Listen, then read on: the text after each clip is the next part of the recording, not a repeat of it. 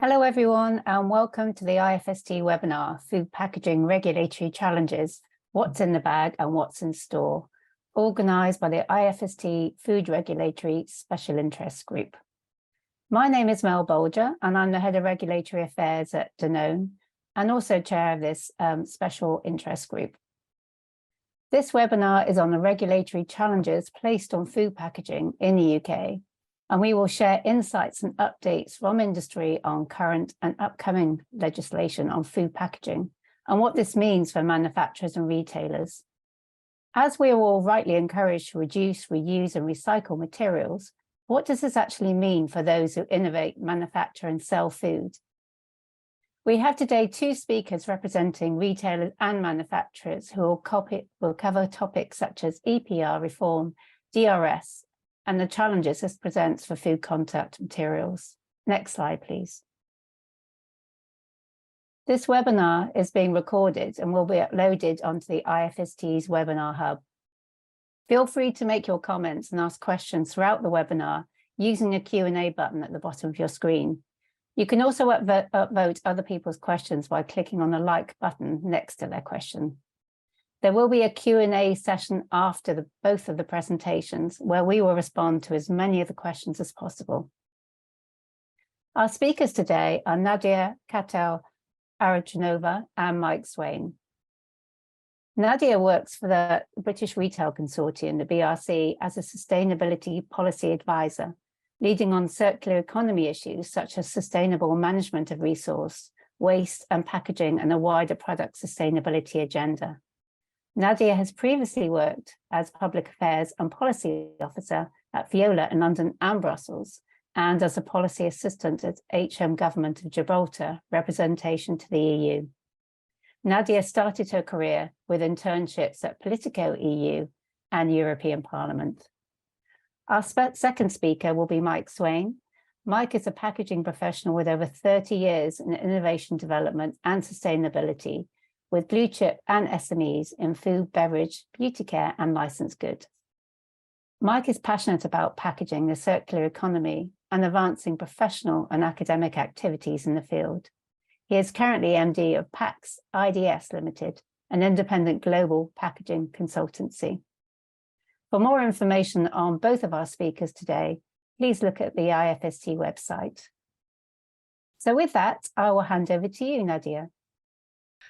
Hello and thank you. I'm Nadiya Catel-Arutyunova and I'm the Sustainability Policy Advisor here at the BRC, British Retail Consortium. I lead the work on circular economy and cover topics such as resources and waste, packaging and recycling more widely. Today, I will be focusing my presentation on some of the key policy and regulatory issues to be aware of when it comes to packaging. And the landscape is changing in the UK. So I will start with a few words around packaging EPR, move on to deposit return scheme, and then finish with a couple of additional key issues that should be on your radar. But before we dive into the details, I want to spend a couple of minutes just presenting who we are and what we do. So BRC, British Retail Consortium, we are the leading trade association in the UK for the retail industry. We represent over 170 members, major UK retailers, and our mission is to make a positive difference to the retail industry and its customers today and in the future. And I think the word future is quite important here because the industry is currently going through a profound period of change, and our mission is to make sure that that change is positive and that the industry thrives through this period of transformation. Now, this is a quick overview of our members, some very famous retailers there in front of you, but these are our members. So we have bricks and mortar, but also pure play online. Moving on to the first topic to cover today, which is packaging EPR, new rules and implications for businesses. I think it's fair to say that the reform of packaging EPR, EPR stands for Extended Producer Responsibility, is by far the most significant change in the UK packaging waste regulation since the 1990s. The new rules bring never before seen financial and administrative burdens on businesses placing packaging in the UK market. The aim of this reform is to give the polluter pays principle its full meaning, so really increase the financial responsibility of brands to cover the full cost of the end-of-life treatment of the household packaging, but also make sure that the overall packaging design is improved by introducing eco-modulation and also streamlining recycling labeling.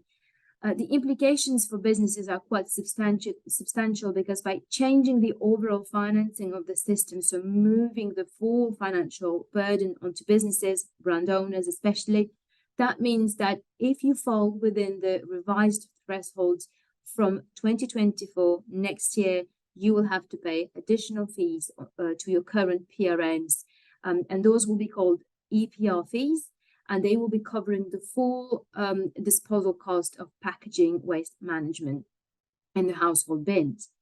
The introduction of new packaging data reporting requirements means that you will have to report to the UK regulator more detailed packaging information and on a more frequent basis.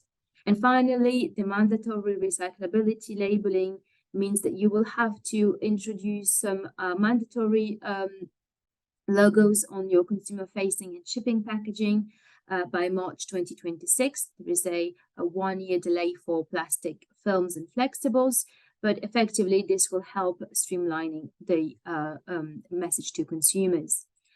Another important element of this reform is eco-modulation of fees based on recyclability. So that's really a core element of this reform. The EPR was actually described by government as an incentive for businesses to improve their packaging design, increase its recyclability, and ultimately lead to a reduction in packaging costs. Not all the fees will be modulated. It will be only a proportion of it, and it will be based on your recyclability. And we understand that it will be a self-assessment approach to recyclability, so the businesses will have to do their own self-assessment based on recyclability assessment methodologies, which will be developed by the industry over the course of next year and then managed by the EPR scheme administrator. DEFRA is yet to issue a clear steer for businesses on the direction of travel of that modulation. So, what categories of packaging will attract what level of fee. But what we understand is that this is going to happen from 2025, and that really it will be a little bit of a game changer, hopefully alleviating some of that cost pressure. There's also an intention to enable the scheme administrator to give a long-term view of the modulation, so a 3 to 5 years view, so that businesses have sufficient amount of time to prepare and make the right decisions to switch their packaging. The key point here, I guess, is just to say that with the introduction of eco-modulation from 2025, businesses will be expected to report an even more detailed information on the packaging. So, for example, more granular packaging data information covering polymers in your plastic packaging. Perspectives from retail on packaging EPR. Well, firstly, I would like to emphasize that retailers do not shy away from their responsibility. They fully support the overarching environmental objectives behind EPR. And we know that members recognize their responsibility to make packaging more sustainable and recyclable. And in fact, retailers often agree on the objectives of the government policy in resources and waste area. I think it's really the execution and the divergence that causes most concern. We have recently asked government to rethink parts of its proposals, and that's because we are worried that there is a lack of ambition in the current sort of trajectory of this reform.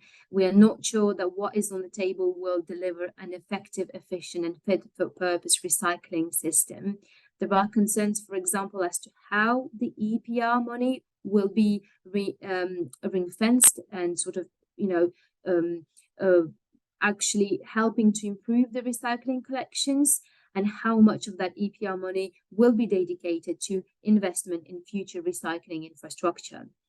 There are huge, interdependencies of packaging EPR with the recycling collections, and we are yet to hear from government on their decision around recycling collections in England. We are waiting to hear from them since 2021. There is another concern around the lack of details and visibility of those EPR fees that businesses will have to pay as early as next year. I think for anyone who's trying to budget and account for that amount of money, it's quite an unsettling period at the moment. Moving on to the second topic that I'd like to cover today, which is the Deposit Return Scheme, DRS. Effectively, for those who are not familiar with it, it's a system that encourages the return of empty containers to the collection point through a refundable deposit paid at the point of collection, at the point of purchase. It's nothing uncommon. There are many DRS schemes across the world, but I think the novelty for the UK really is the fact that we are introducing a DRS scheme alongside well-established curbside collections, but also at a time when we are reforming the overall packaging regime and the recycling collections in England as well.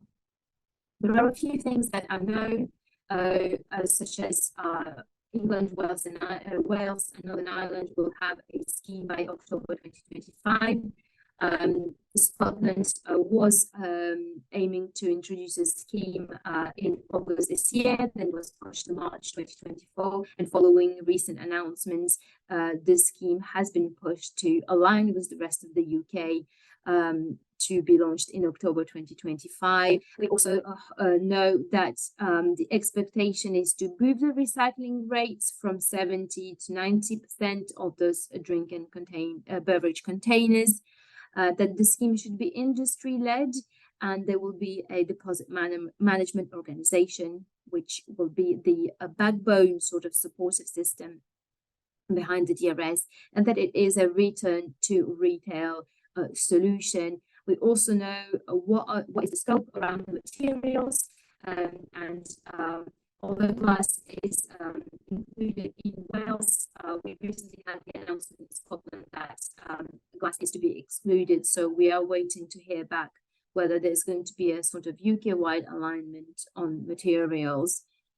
In terms of labeling as well, just to flag that there is an expectation that there will be mandatory DRS labeling in the form of a mark or a logo on the beverage container, but also a QR code or a barcode will enable the scanning and the recognition of the container at the return point.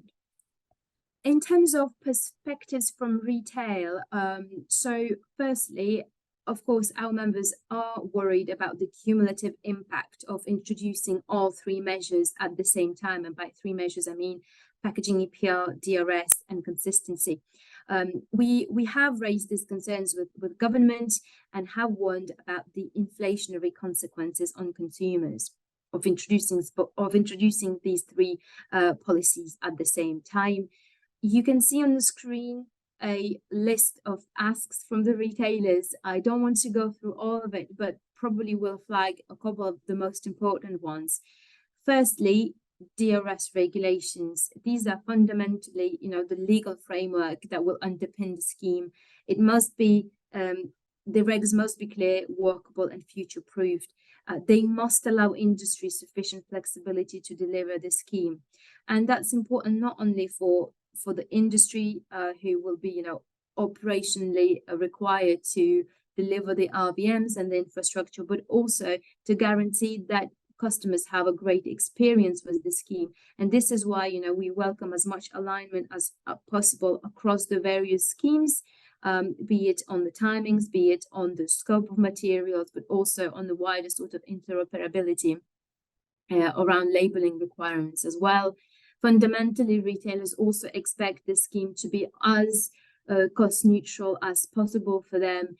And of course, we also need clarity over the operational blueprint that we would need to get as soon as possible. Moving on to the final slide of my presentation, which is really about three topics I would like to flag to you that you should be aware of. And the first one is really the single-use products and packaging, and single-use plastic especially. We've seen a huge scrutiny over the last 18 months around various single-use plastic products and packaging. Government are looking at what can be done to stop plastic pollution and really do not hesitate to intervene. We anticipate, an expansion of potential bans, and there is a ban later this year for England and Wales around certain single-use plastic items. I think to complement that, there is a trend towards reuse and refill solutions as well. And we know that DEFRA will be looking to consult on introducing reuse and refill targets by 2025. The second topic to flag is the plastic packaging tax. And now, of course, this tax is now up and running, and you should be already be sort of aware of its existence.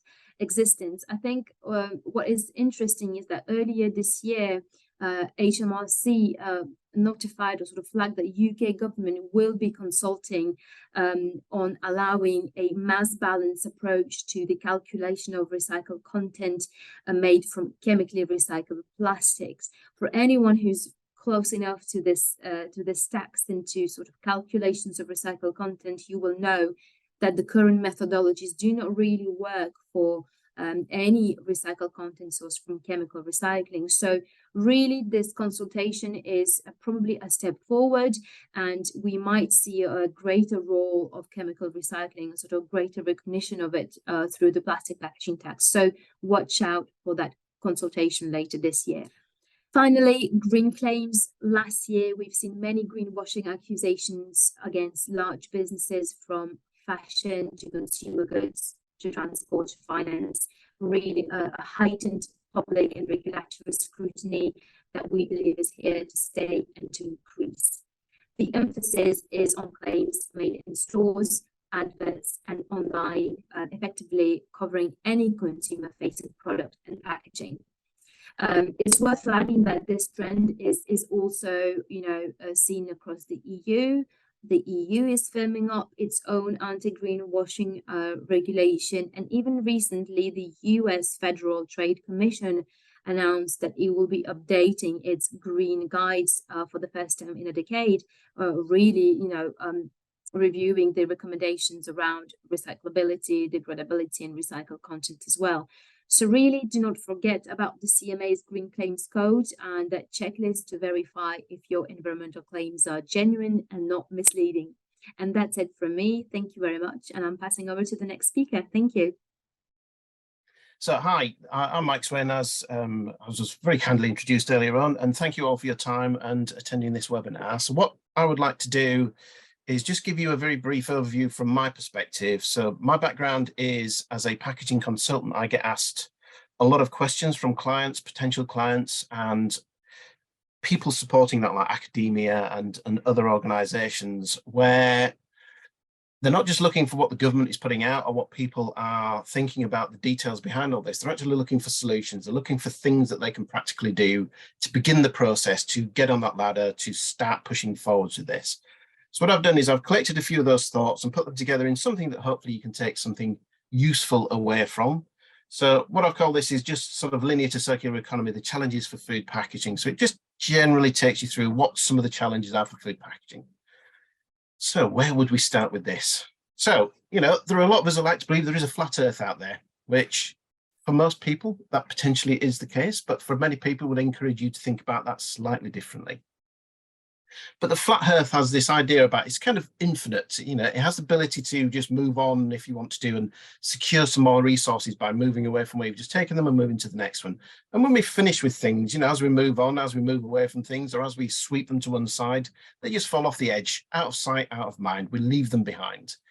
But, in reality, if you're a scientist, you know that the world isn't flat. The world is actually circular, really a sphere. But what this does is it gives us a good analogy about the thought process between linear and circular. We have to think about circular as something that doesn't have infinite boundaries. It has very defined boundaries. And these define the resources that we have. We can't just keep on taking, making, using and disposing. There are consequences. We can't just move on and leave things behind, because eventually we'll come back and they'll be there. And it's also the finite amount of resources that we have: space, raw materials, etc. And every time we do this take, make, use and dispose, we're actually causing damage, and we're doing damage by doing that. So what the circular economy is about this idea about understanding the interconnectedness, about this limited boundary that we have, this place that we live. And it's how we take more responsibility for the things that we're doing, the things that we produce, and also the resources that we use and what we do with them when we've finished. We also need to understand that this process that we have, take, make, use and dispose, just can't sustain this idea of infinite growth. We grow, the population grows, our consumption grows, etc., etc. So where does that lead us to? Well, this is a very simple diagram that I use to explain how the circular economy is put together. So it is a set of principles. It's about being restorative and regenerative by design, and it's based on three key principles. One is about eliminating waste and pollution. One is about circulating products and materials to keep them in use, to make best use of them. And the last part is about regenerating these natural systems that we live on. We just need to make sure that what damage we produce is minimized, and what we can do about that is potentially to regrow this environment that we've spent quite a lot of time putting some damage to. And the three underpinning things that drive this are: it's driven by design, and what we design and what we do and what we make happen is important. Value is going to drive this. We live in an economy. We need to make sure that value is maintained and it goes around this circle. And also responsibility. Responsibility needs to be defined. It needs to have a place to live. And that's a key principle to all the change and everything else that's going on in the world. So what is the bigger picture for packaging? What is happening out there? Well, obviously, there's a huge focus on the environmentally driven changes. Packaging is visible. It has a material impact on the environment. But we kind of overproportion that, because although it does have an impact, it's not as wide or as impactful as you believe. It's just very visible. The environment this environmental narrative is becoming very much more significant. And it's true, understanding is low. But, people misrepresent what they understand. So we just need to be careful that we get a handle on the right information so we move forward at the right way. It's also driven from the top down. The UN is guiding us with the UN SDGs and the science-based targets, but there are also pressures coming from underneath as well, from below, from the bottom up. It's about consumers and their power with their pockets to make us do a change, to make us an industry move in a particular direction. And these should be taken into consideration, but they shouldn't be advised as an imperative. It's just very much understanding what people are saying. The scope of industry is unparalleled, and Nadiya covered that very well in her presentation. The scale of things that are going to change is quite mind-boggling, and the detail that underpins it is actually quite dramatic, and the change in that is unbelievable. So really, the sort of top thing to take out of this slide is the detail is going to drive an awful lot of what's going on with this. And there is this sense of urgency. But as we move forward and as we make assumptions, we kind of get delays and we have things that fall over and we don't quite keep up with the plans that we have. And we see that across the board. We just need to make sure that when we start to do something, we build the foundations and we build it well, data and the detail. And there's also this idea about lack of alignment. Despite this imperative, despite all the people pulling in the same direction, things get overpromised.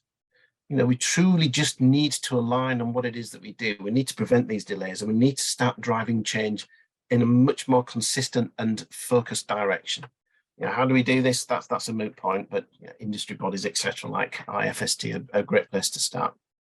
So what's the consequences for the UK? These are packaging regulations.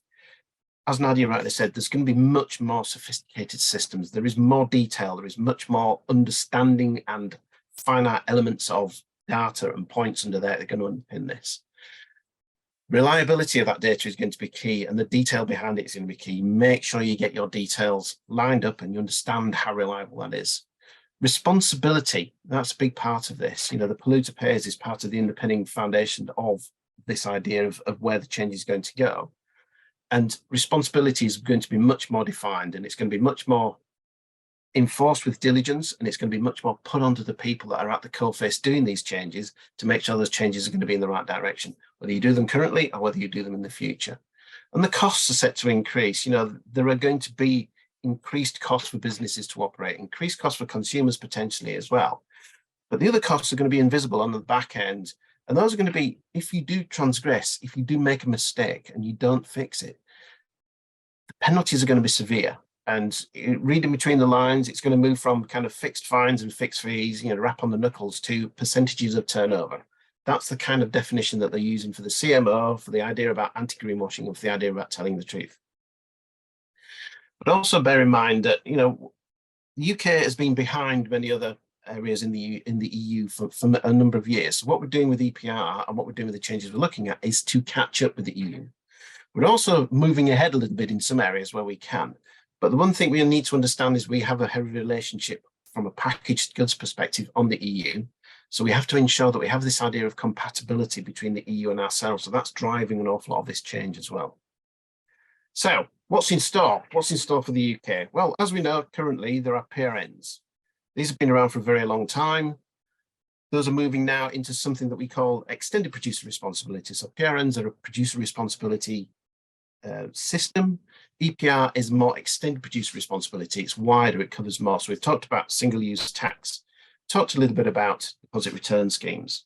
We've also talked a little bit about consistent collections. There are a number of other areas in there to do with labeling, etc. But the one area that, just to mention very briefly, is standards. And these are things that underpin the detail, the understanding, and the ability to move forward. So, things like British standards and ISOs, but also the standards to which we will hold businesses accountable for. So that covers an awful lot about greenwashing, about how are you going to present things, but also the way it means by which you can make those changes. So quickly then, let's just focus on the difference. What's the difference between what we do now, which are PRNs, and what we want to do, which is EPR? So, previously, PRNs, they've been around for a long time, but hopefully they will be retired soon, because with hindsight, this was a flawed system. It had a few loopholes. It was relatively cheap compared to its peers across the EU, but also it's poorly enforced. So there's an ability to get away with things. And that's kind of what's been built into the back of EPR to make sure that that doesn't happen again. So what we want to move to now is where EPR remedies some of the problems that we had, some of the issues that we had with PRNs, but the consequences, it makes it much more complex. So as we talked about, EPR is looking at much more defined responsibility. You can't really offset responsibility. It is defined at a particular point, which is usually the person that puts that particular product on the market or imports it to put it on the market. That's where the responsibility lies, with a little bit of grey areas around that, which will soon be tightened up. It will be more expensive. We still need to invest an awful lot more in the system, but also in the infrastructure behind it that's going to manage the secondary materials, what happens when we finish with products, whether we reuse them, we recycle them, or we do something else with them. That needs to be put back into there. We need to ensure that that infrastructure is built. We also need to look at how this is going to be managed. So this system will be policed. There is a system administrator that will come in and will give you an awful lot of guidance, tell you about how you're going to do it, but they will also police this, and they will have much more extensive powers than people had in the PRN's system to do things to redress the balance. It's going to be complex, it's going to be admin heavy, and it's also going to be late because there is an awful lot of stuff that needs to be done on this. At the moment, there is very little clarity on the detail for modulated fees, how the system administrator is going to look, feel, operate, etc. There are some foundations, but nothing really of detail. And also the overall impacts are available at the moment are not available. So the availability is quite limited. We don't really know how this is going to work. We've got a great framework, but the details behind it, they're going to underpin the kind of changes that you want to do and how you're going to justify those, haven't really been sourced yet. So let's look a little bit more about deposit return systems. So rather than going into the details, I'll give you from my background what the pros and cons are based on what people are asking me to help them with when they're looking at how they would manage through a DRS system. So the whole point of a DRS system is it artificially inflates the value of a used beverage packaging. That's how the framework works at the moment. So what that means is consumers can realize that value by taking it back to a place where the value can be given back to them. So a reverse vending machine, a supermarket that takes these on, or a particular dedicated area that has these reverse vending machines that you can get your tickets back or your value back from those. The other benefit of this is it helps streamline the collection of post-use beverage packaging but it turns it into a very valuable resource, because the value behind collecting a particular type of material or a particular type of used packaging is, you know what's in there. So the processing required to add the value back in, things like sorting, cleaning, decontamination, and purification, is a lot less intensive. You can actually get, with less investment, a higher value product. And also it provides much better quality secondary materials. So these materials, particularly from a DRS that's managed well, we can start to think about, how do we go from bottle to bottle? So, you know, everybody talks about plastic in the reverse vending machines and the DRS systems. How do we take plastic that's in there and put it back into another bottle to do the same job it was before? This is where we're talking about the kind of useful extended usefulness, if you want to call it that, of those particular materials. But there are some cons with DRS systems as well. You know, there are a number of hurdles that do need to be addressed, particularly in the UK. The first one is, as has been mentioned, there is this inconsistency of materials being collected across the UK nation. So Scotland have led. They have a list which includes glass. England has a list very similar, but doesn't include glass. So if you buy glass in England and you go to Scotland, you may not be able to put it into a DRS system, but only if it has the right information on, and only if the DRS system accepts that. But if you bring glass back from Scotland, very different scenario. It can only ever really go into the recycling bin, wherever it may be in your local collection point or supermarket. The systems are going to be managed by different organisations in each nation. So each national government is going to have their own set of things that they need to do. So they have commitments, they have given understanding about what they want to do for the environment, and the DRS system is going to be aligned with that, not necessarily aligned with what the United Kingdom is going to be doing. Generally in the right direction, but the details are going to be different. And also, it's a very, very expensive thing to set up because it doesn't exist right now. You know, the infrastructure to collect bottles, to keep them separate, to sort them in a particular way, to get the value out of them, to bring that material back into the system and use it again for something much more useful than just potentially floss for insulation or whatever it may be. It causes complexity, it causes delays, because this infrastructure needs to be set up. It doesn't function right now, but it needs to be there, because as soon as you start putting bottles in these reverse vending machines, they need to be collected and taken somewhere. So why don't we just recycle plastic? Well, it's a very common way of doing things. It's a convenience, really. It mostly covers it, but, you know, talking about the stats, we only really in the UK collect, depending on which stats you look at, about 44% of plastics that go out there come back through this system. And actually, when it goes into this system, it's not really recycled. It's actually captured and collected. Post that, it has to be sorted and done something with. And you know, at best, 10% is actually recycled and put back into something useful, even less than that from bottle to bottle. And also doing this prevents its potential use, because you can't really control contaminants that go in there, because everything else goes in there. Food waste, electrical waste, everything goes into this mixed recycle. People abuse it, people don't understand it, people just use it for how they think it needs to be used. And that inhibits the further use of this material, because you can't really use that material back for direct food contact, simply because you don't really have an understanding of what has gone into it when it was all mixed, when we did the convenience thing, which is just putting it in the mixed recycler. What that brings us to is this art theory that I've been talking with a number of people about, which is beginning to get some understanding and potentially some momentum behind it. It's this idea of the Greg loop. So if we look at those two examples, we have bakery, we have beverage, and they're both made out of PET, and they both have recycled content. But the most common way of recycling that PET is actually through mechanical recycling. So you chop it up, you clean it, you do all sorts of things, and you put it back into use somehow. But did you know that PET, as a polymer, it can only go around about 3 to 5 recycles through this mechanical thermal recycling system before it's so degraded you can't use it. How do we fix that? We dilute it with virgin. So that's why we have mixed amounts. How quickly that goes round is defined by how we use it and what the packaging design is. So the increasing levels of recycled content that we put in, you know, for example, the clamshell and the bottle will have somewhere around about 30, maybe a little bit more to get around the plastic tax. But every time we put recycled content in, it exacerbates this idea of this gloop, this pool of damaged PET. But, you know, what these give are two examples about how we are using plastic potentially to solve an issue when, you know, is plastic the right material to use here? Often a good question. That brings us to this point, we vilify plastic a lot, and there is so much noise out there about plastic. It actually drowns out the good conversations about the other packaging materials that we have. So just bear that in mind. The whole conversation about plastic is not necessarily about packaging. So, solutions. What does it look like for bakery? Well, paperboard does exactly the same job. The shelf life for bakery is a few days.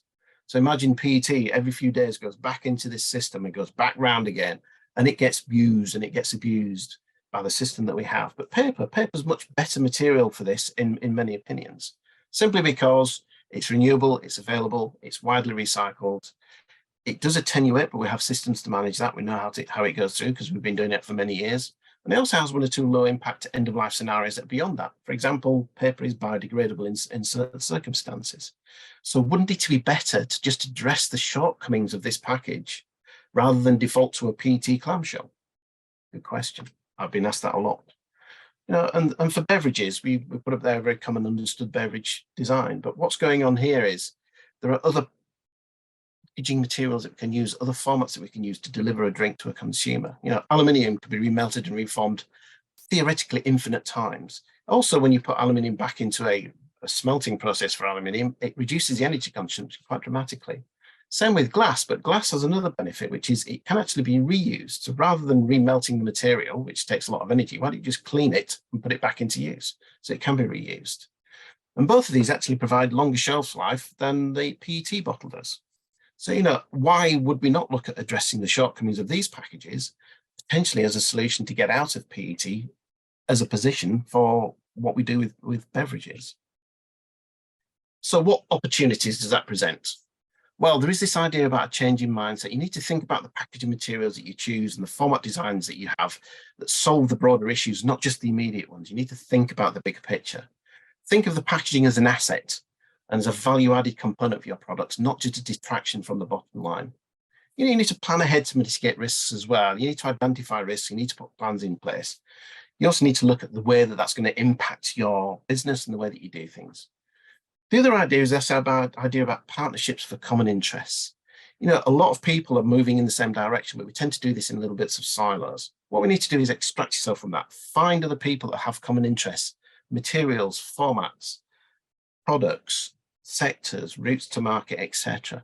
And look at things like having increased resources by coming together to find them, recycled materials, emerging technologies, and renewable resources, but also sharing things like operational capabilities. It could be things like packaging design standardization, partnerships and partnered supply chains, and even logistics utilization can look at that. And the last point I'll leave you with, just to finish that off, is look for and secure the knowledge and the capabilities that you'll need to navigate through these changes. Today and in the future, you need to ask for help. Not everybody's an expert at this. I've been doing this for a long time, and I'm still learning things about this every day. So, imagine the people out there that aren't experts will need that help, will need to find it. So by all means, ask for help. And on that note, I will say thank you very much. And I'll hand back over to Melanie now. Thank you. So on that, please do submit any further questions that you have using the Q&A button, which should be at the bottom of your screen. And while you do that, I will move on to the first question, which I think's disappeared from the Q&A, but I captured it. There's a few for Nadiya to begin with on DRS. The first one is there a hint of DRS being expanded for other use, single-use bottles, i.e. cooking sauces? So if I could leave that to Nadiya to answer, please. Yes, Melanie, can you hear me all right? I have changed my audio settings, so hopefully this will be better. Apologies for the poor sound quality, was beyond my my ability. But just to go back to this question, really interesting question. And I think at the moment, the primarily focus of DRS is really on drinks and beverage containers. So that includes soft drinks, but also alcohol beverages, anything that actually would be defined as a drink. So at the moment, I think that's the intention, and I think that is already plenty. Probably, yes, sauces will be covered by packaging EPR. That would be my response. Great, thank you. And another one on DRS, following on from that, was, do we have a date for DRS in the Republic of Ireland? So I am not aware of the precise date, but I know that it is February 2024. So it is really at the start of next year, so Q1 2024. Thank you, Nadiya. Then moving on to the next question. Is it a plan to implement rules from the draft of a directive on green claims in the UK as well?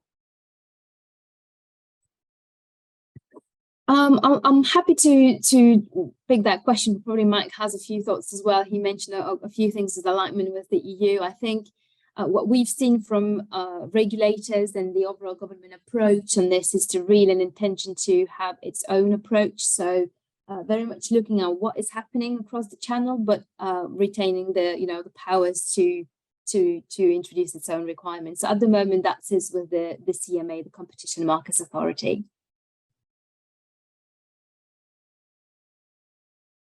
Mike, did you want to jump in on that question as well? Yeah, I think part of what it is with the EU, because of the federated states, they all have their own individual powers to enforce this. But what's happening in the UK, even though we have kind of 4 nations or 3 nations in there, however you want to split that, we're tending to align on the CMA. So we have a much more powerful voice in the UK to actually not only define what these standards are, as I talked about earlier, about, eventually there will probably be lots of documents about what the standards are and how you can communicate and what needs to be behind that to make sure you're telling the truth. But this idea about penalties as well, and I think those will be much more enforced, not necessarily financial penalties, because that will be the mainstay of how that's kind of recovered, and then the knuckles are wrapped with percentages of turnover. Potentially the PR, because the last thing you really want to be is drawn over the coals in the press about making bad claims, and your company's philosophy is about telling the truth and doing the right thing and all the rest of that. So there is this kind of double-edged sword about how that works and how the CMA is actually going to enforce these. Very similar kind of ideas are actually being thought about in the EU as well. Particularly the ROI is the same cut and by the same thread as the EU, so they will have very similar policies coming on the back of that as well. Thank you, Mike. The next question was 2 parts. I think you picked up on this first one, Mike, but please, both of you feel free to jump in to answer. And the first part is, what are your concerns regarding material switching brought by plastic focus regulations, for example, from plastic to paper? And then I'll go on to the second part, actually, because there'll be overlap.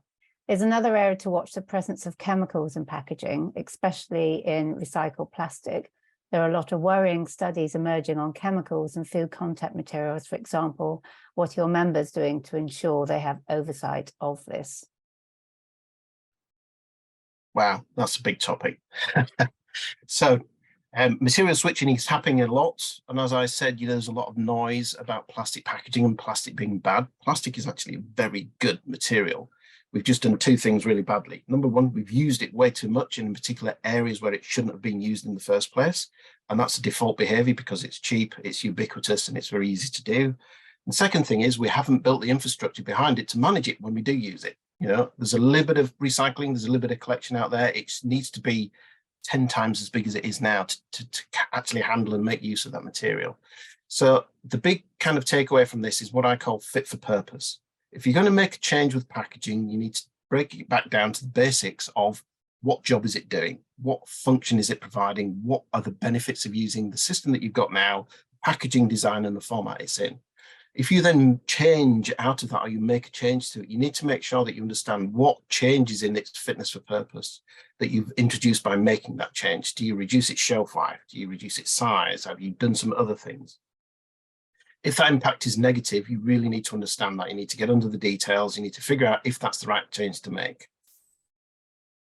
And the idea of this idea of chemicals as well, if you do make changes, one of the things that you'll find is you'll get differences in product quality as well as things like shelf life. So it's not just the line at which the product becomes of a low enough quality to say you shouldn't be using it, but over time things change, and particularly with things like PET, because PET doesn't provide the same kind of protection that a can or a bottle does. The kind of beverages that you get in that tend to be shorter shelf life designed and formulated in that way. And also, you need to think about other things that are going to be involved in the chemicals are the nature of the products that are going into the packaging. So there's this idea of compatibility, which a lot of people don't understand, where, you know, chocolate is a prime example. Chocolate many years ago used to be put in paper when I was a lad, moved into flow wraps with, you know, polyprop. Brilliant idea. They also used to wrap it in foil. Foil actually protects the chocolate from the environment, not the other way around, because chocolate absorbs an awful lot of odors and other influences from the environment. But when you put it back into paper, which a lot of people have done, they've forgotten this idea that it needs to protect it from everything else it's in. Now, when I was a lad, you didn't put your chocolate next to your detergent because your chocolate would then turn to taste of detergent.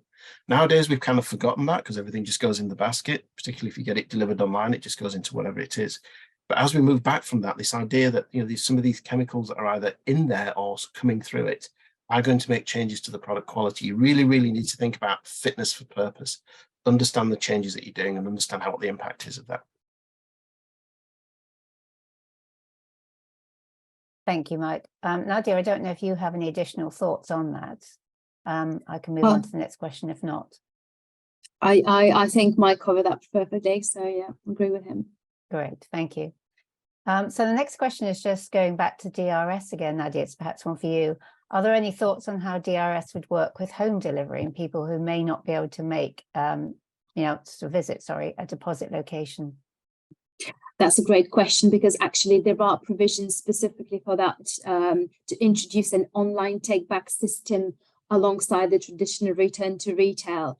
Now it's incredibly complex because we have not experienced anything like this before, and I think there's a very important considerations around the environmental footprint and the economics of it as well.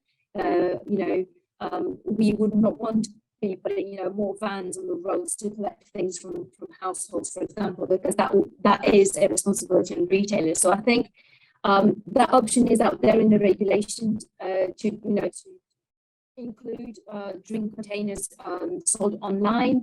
Now, I think there needs to be a model that is sustainable to deliver that. We believe that it should be something that is more centralized, really, not a universal service, but really something that is available specifically for those people who have mobility issues. So it is something that is happening, and there's going to be further discussions around the delivery of it in the next 18 months. Thank you, Nadiya. We've had lots of questions in, so thank you so much. I'm going to try and sort of tie a few up together in the interest of time. So the next one is on EPR. So the two questions I'm going to combine together. One for you, Mike, is how do companies make decisions on packaging materials to use when the details of EPR are not available? They could choose something now that could cost them more in the future. And just to link in another question, what are the timescales for EPR for business-to-business packaging? Two very good questions. I think the answer is don't knee-jerk, because EPR is on its way. The thing that you should be doing now with EPR is gathering your data and setting your systems up internally.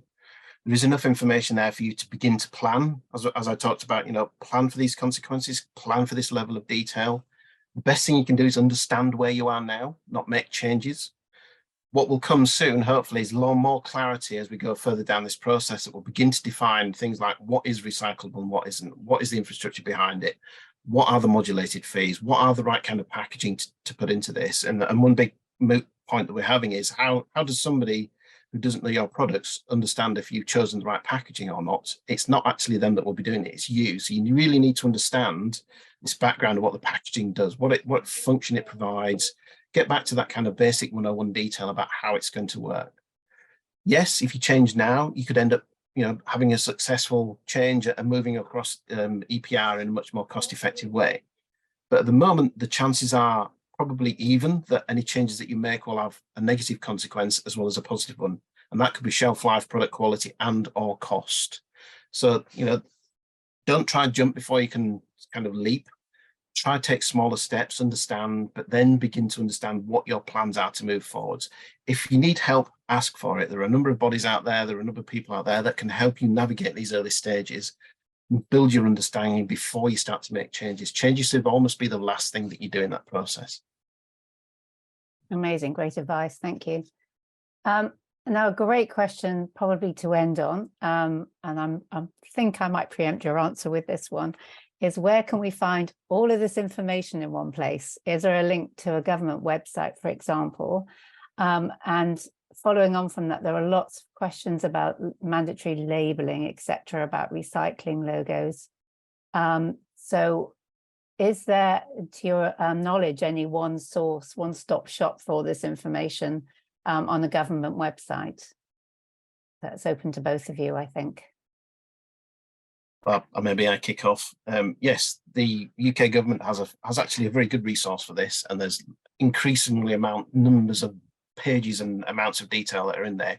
It is particularly hard reading, but you have to sit down and you do have to kind of concentrate with a cup of coffee and a biscuit and get your head around it. Where the detail's lacking, it's lacking. I do know that there are a lot of activities going on at the moment to try and plug those details and to build the infrastructure around that. Later on this year, we're supposed to be getting the first real raft of details about the kind of levels of understanding that each business is going to need to do. We'll have some more understanding probably mid to late this year about who the system administrator is and what their scope and activities are going to be. So it's a case of educate yourself. It's a case of find those websites. The government one is a great place to start. Behind the government, there are a number of other ones that go for a good interpretation, particularly at industry sectors like NGOs, industry bodies, academic institutions that are looking at this. It's worth looking at that. But, you know, my default is usually a quick Google search, particularly on the news pages, to find out what's coming up. And that usually leads you off into certain areas that can tell you about the details that you are actually focusing on at the moment, because the noise out there is phenomenal. It's just it's a bit of a job and a task to navigate your way to the bits of information that are actually going to be useful to you. Melanie, if I may just jump in, just to add that on packaging, EPR specifically, UK government have set up a business readiness forum, and there is a newsletter as well that they send out on a sort of fortnightly basis. I think there are links to that, and I'm more than happy to provide to those so people can subscribe and receive the updates directly. Just as well to mention that it's not just one department, DEFRA, that is responsible for many of those actions. Today on green claims, we mentioned the CMA, that's the Competition Markets Authority, it's a regulator. There's also the Environmental Agency and across the UK.